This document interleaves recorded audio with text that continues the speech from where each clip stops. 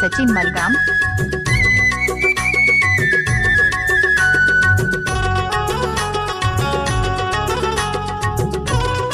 DJ Sachin मलगाम।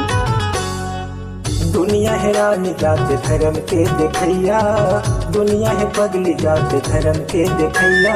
डर लगते घर महवे तोर बड़ भैया, डर लगते घर महवे तोर बड़ भैया। जिनकी अधूरा लागे तोर बिना राजा, जिनकी अधूरा लागे तोर बिना राजा।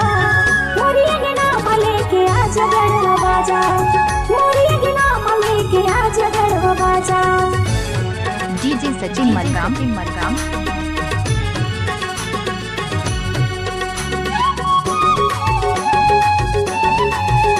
क्या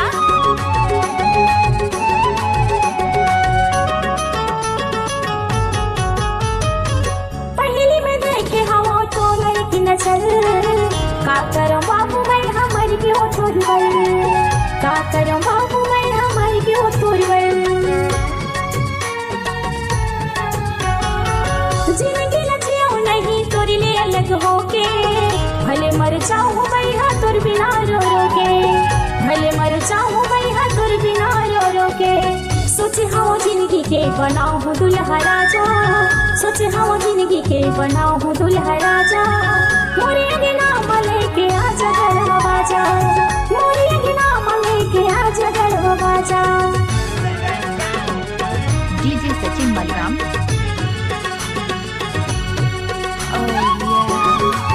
डीजे सचिन मलगाम।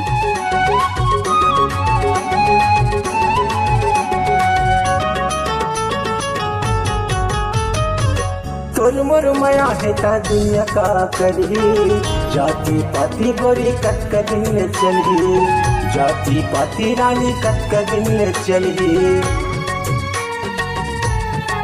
डीजे सचिन मलगाम। दिल में मोर बही उठा थे तूफान, दुनिया लड़के बना हूँ अपन जान, दुनिया लड़के बना हूँ अपन जान। सोचे हम जिंदगी ला बिताऊँ तोर संगमा, सोचे हम जिंदगी ला बिताऊँ तोर संगमा। करके बिरहाव तो लाला हूँ अपन घर में, करके बिरहाव तो लाला हूँ अपन घर में। दुनिया है रानी जात धर्म के देखैया, दुनिया है पगली जात धर्म के देखैया। डर लगते घर महवे तोर बड़ भैया, डर लगते घर महवे तोर बड़ भैया। जिनकी अधूरा लागे तोर बिना राजा, जिनकी अधूरा लागे तोर बिना राजा। मोरी नाम लेके आजा गढ़वा बाजा, मोरी नाम लेके आजा गढ़वा बाजा। डर लगते घर महवे तोर बड़ भैया, मोरी नाम लेके आजा गढ़वा